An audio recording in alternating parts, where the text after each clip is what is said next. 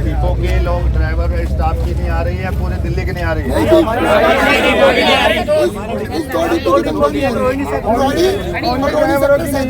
JBM के जो बंदे हैं उनकी तुम अपनी बात करो।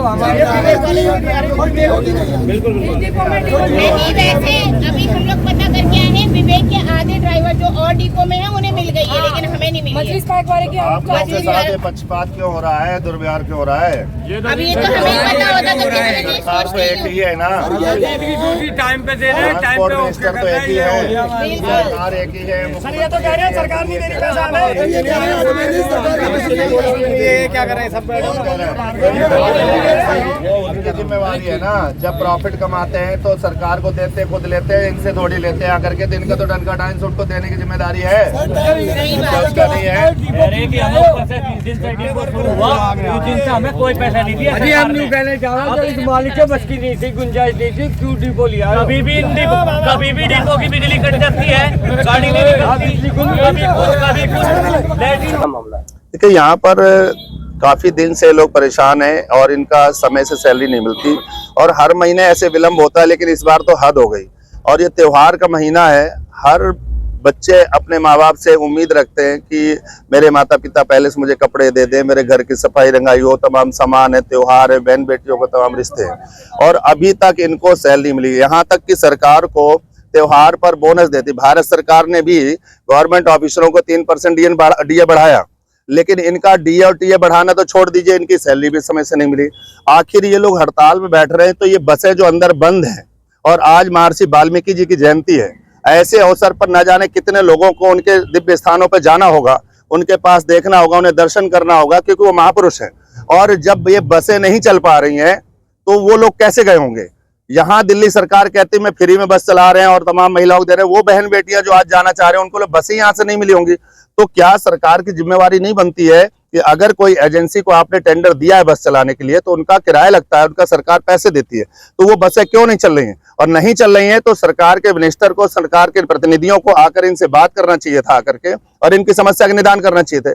पिछले 3 दिन से लोग मुझे कह रहे हैं, और मैं सोच रहा था कि यहाँ के विधायक जी आएंगे, शायद इनसे बात करेंगे, हो सकता है इनके मंत्री आएंगे, बात करेंगे, लेकिन जब कोई नहीं आया तो मैं तो जनता की आवाज को लड़ूंगा और मैं इनकी लड़ाई को लड़ूंगा। और यहीं तक नहीं लड़ूंगा, मैं अपने सांसद जी से बात करूंगा और मैं एलजी तक इस बात को ले जाऊंगा कि ऐसी एजेंसी का लाइसेंस कैंसिल किया जाना चाहिए जो समय से इनकी तनख्वाह नहीं दे पा रहे हैं।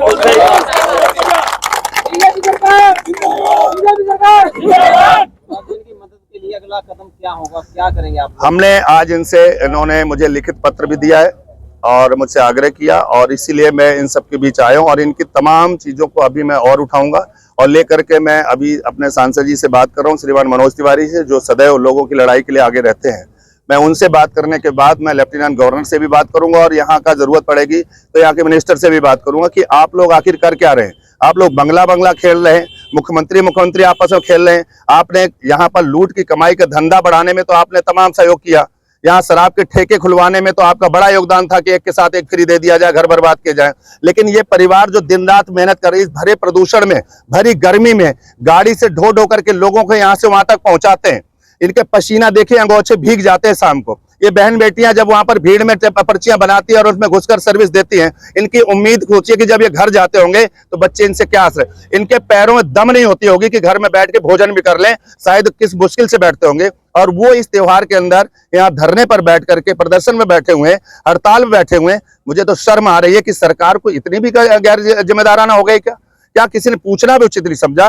तो ये बात अब यहाँ से आप सबके चैनल के माध्यम से भी और हमारे पत्र के माध्यम से भी हम इसको आवाज को ले जाएंगे, और अतिशीघ्र अगर 2 दिन के अंदर इनकी सैलरी की व्यवस्था नहीं किया गया तो यह आंदोलन सीधा मुख्यमंत्री आवास तक जाएगा।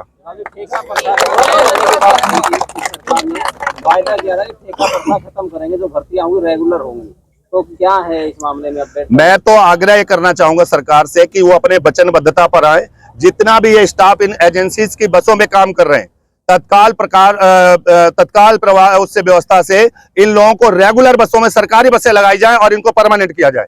इन्होंने इतने दिन सर्विस दे दिया है, इन्होंने इतना काम किया है, इनके पास अनुभव है, एक्सपीरियंस है, और ये कैसे बसें चलानी है, कैसे लोगों को ले जाना, कैसे उनको सर्विस देनी, कैसे टाइम से पहुंचाना है, हर चीज का अनुभव इन्हें हो चुका है, लाइसेंस इनके पास है। तो क्यों ना सरकार स्वयं पोस्ट को रिक्रूट करे और इन लोगों को सरकारी व्यवस्था से इन बसों में लगाया जाए, ताकि सरकार इनको समय से बसों की व्यवस्था दे, सैलरी दे।